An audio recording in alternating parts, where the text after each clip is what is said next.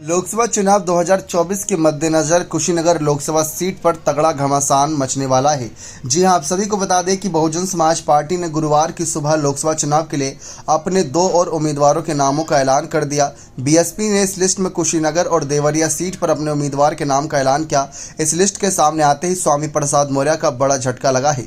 बीते कई दिनों से उनके बीएसपी के साथ जाने और कुशीनगर से उम्मीदवार बनाए जाने की चर्चा थी। दरअसल कुछ दिनों से स्वामी प्रसाद मौर्य की पार्टी राष्ट्रीय शोषित समाज पार्टी और बीएसपी के बीच गठबंधन की अटकलें लगाई जा रही थीं, लेकिन गुरुवार को बीएसपी ने उम्मीदवार को उतार कर यहां पर ये सब विराम लगा दिया कि स्वामी प्रसाद मौर्य बहुजन समाज पार्टी का हिस्सा नहीं बनने वाले। लेकिन कुशीनगर सीट पर अब मुकाबला दिलचस्प हो गया है। गौरतलब है कि बीजेपी ने कुशीनगर सीट से विजय दुबे को अपना उम्मीदवार बनाया। विजय दुबे ने सीट से अपना नामांकन भी कर दिया है, जबकि दूसरी ओर इंडिया गठबंधन के तहत समाजवादी पार्टी के टिकट पर कुशीनगर से अजय प्रताप सिंह और पिंटू सेंधवार चुनाव लड़ रहे हैं, जबकि देवरिया सीट से बीजेपी ने शशांक मणि त्रिपाठी को अपना उम्मीदवार बनाया। वहीं दूसरी ओर इंडिया गठबंधन के तहत कांग्रेस के टिकट पर अखिलेश प्रताप सिंह चुनाव लड़ रहे हैं। इन दोनों ही सीटों पर 7वें और अंतिम चरण में चुनाव होगा। इस चरण के तहत 1 जून को वोट डाले जाएंगे, जिसके लिए सभी पार्टियों के पास काफ़ी वक्त है।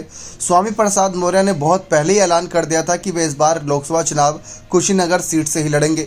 जब समाजवादी पार्टी से इस्तीफा दिया था तभी सबको इस बात का एहसास हो गया था कि इस बार खुद स्वामी प्रसाद मौर्य लोकसभा चुनाव लड़ने जा रहे हैं।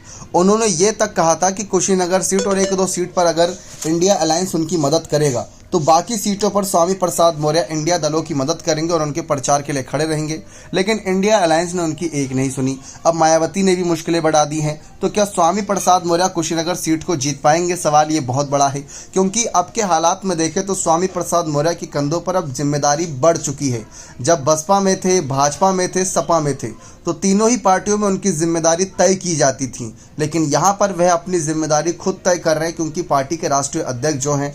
अब ऐसे में पार्टी का विस्तार तभी होगा जब ये चुनाव जीत जाएंगे या फिर इतनी अच्छी टक्कर दें कि सुर्खियों में आ जाएं। क्योंकि साल 2009 में जब बसपा के टिकट पर चुनाव लड़े थे तब इस सीट पर नंबर 2 पर रहे थे, लेकिन अब की बार अपनी पार्टी के बैनर तले चुनाव लड़ रहे हैं तो कितना फ़र्क पड़ेगा, क्योंकि अपने नाम से चुनाव लड़ रहे हैं, आरएसपी के चुनाव चिन्ह से चुनाव लड़ रहे हैं। बीएसपी और सपा का साथ नहीं है और भाजपा तो इनके खिलाफ ही है, तो वहाँ पर इनका बहुत फ़र्क पड़ेगा और राजनीतिक भविष्य भी तय होगा, क्योंकि आने वाले विधानसभा चुनाव से पहले ही अपनी पार्टी को और मजबूती देना जरूर चाहेंगे। बने रहें चैनल के साथ। बहुत बहुत धन्यवाद।